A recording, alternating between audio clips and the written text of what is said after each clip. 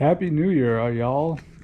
So, been quite the hiatus, and to be perfectly honest, it's just because the car broke, and I didn't feel an urgency in getting it fixed, so I just kind of sat on it for a while.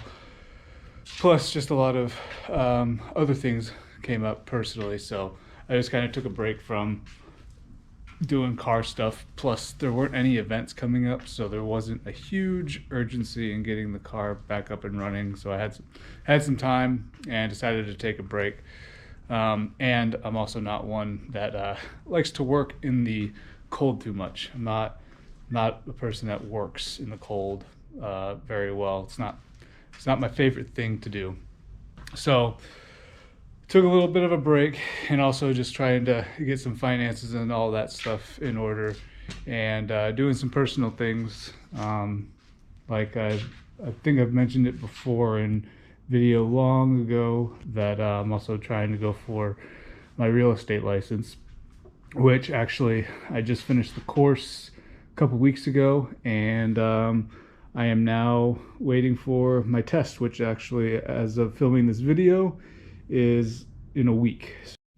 So yeah, I take my test on Friday the 19th, and we will see how that goes, both the national and the state. So hopefully on the 20th or on the 19th, I am officially licensed and able to do some things. So I'm looking forward to that, just to get another source of income and just to, jump into something, my other passion, a little bit more, or a lot more in depth. So anyway, back to the car. So I have discovered that I am no longer a fan of doing the work on the rear diff. So I have resorted to going to a shop. There are a lot of things that I'm glad I didn't film, because I absolutely hate how difficult without a lift it is to get the rear diff in.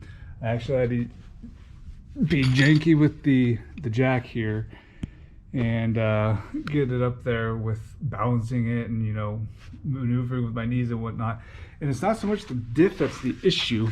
Hopefully everybody will be able to see this, but it's these 4 bolts, or the nuts I should say. So, or yeah, actually it's a bracket of bolts, 2 on each side. So that one and that one, that one and that one. There's a plate on top of the subframe that connects the 2. So you have to perfectly align it while balancing this heavy end and get the bolts through the holes, or get the studs through the holes, and then get the nuts on there so that it's held. And that is probably the hardest part of this whole thing. It is what discourages me the most, and I can't stand it.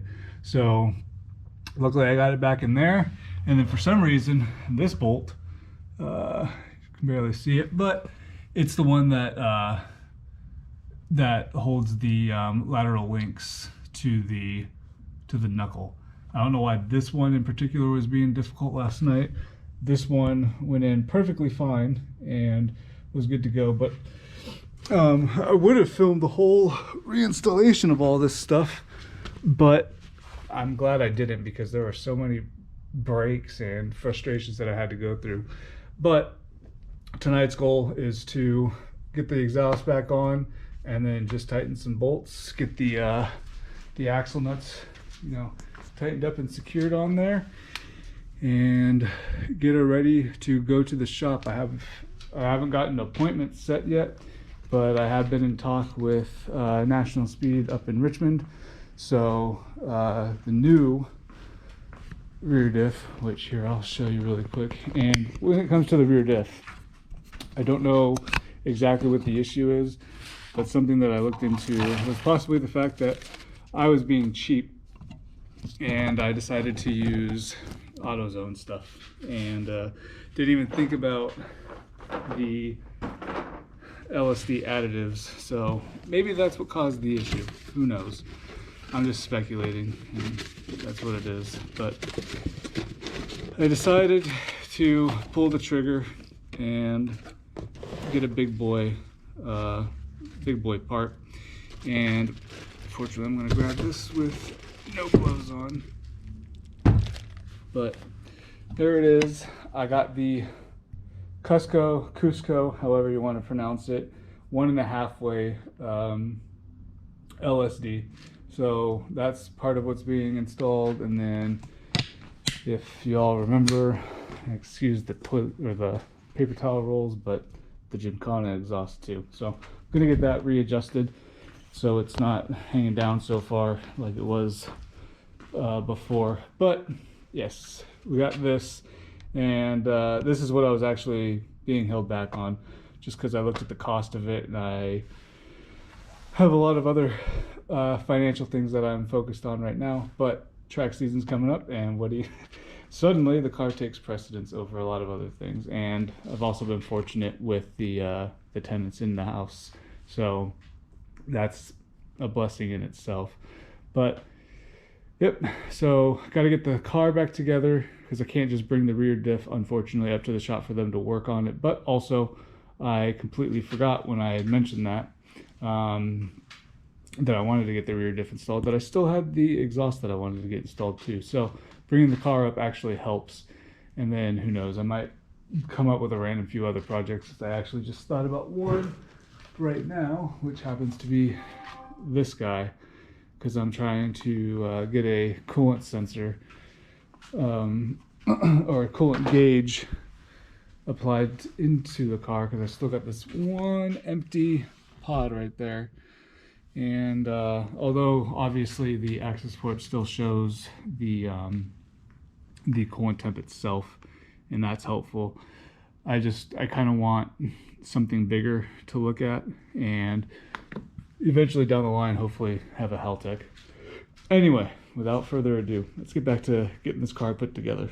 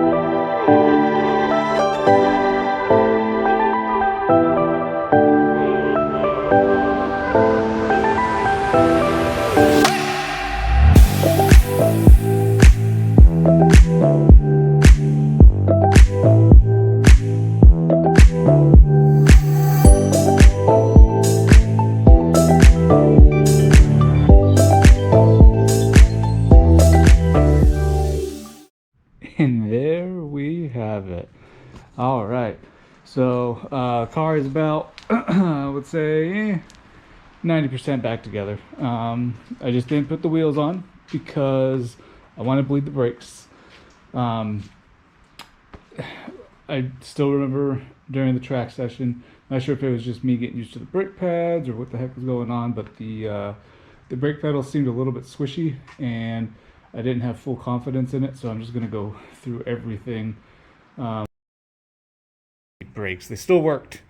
I just didn't feel confident enough to just slam on them. Car was still safe, obviously on the track. I survived, but I just want to go back through it and bleed the brakes. It can't be.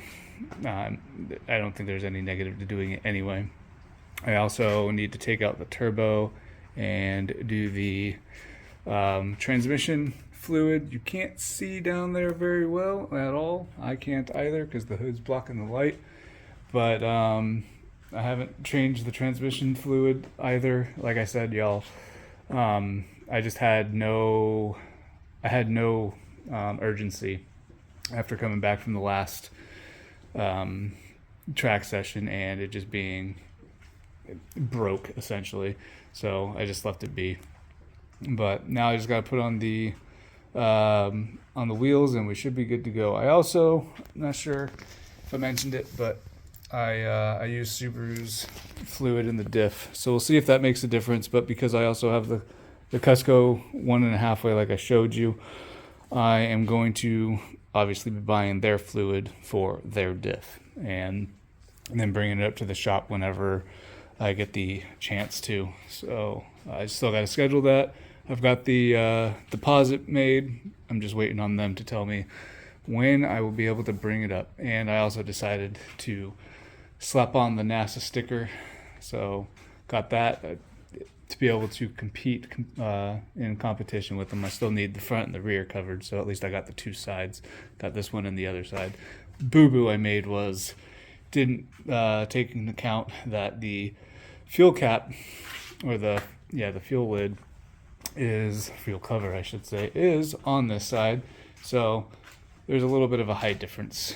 Obviously it won't be able to be noticed on the street hopefully, but for those with OCD, have fun. I have it a little bit, but not nearly that bad.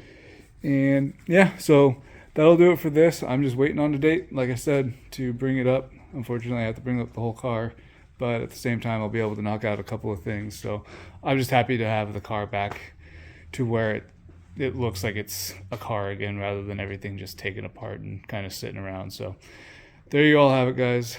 I appreciate you watching. Until next time, stay driven.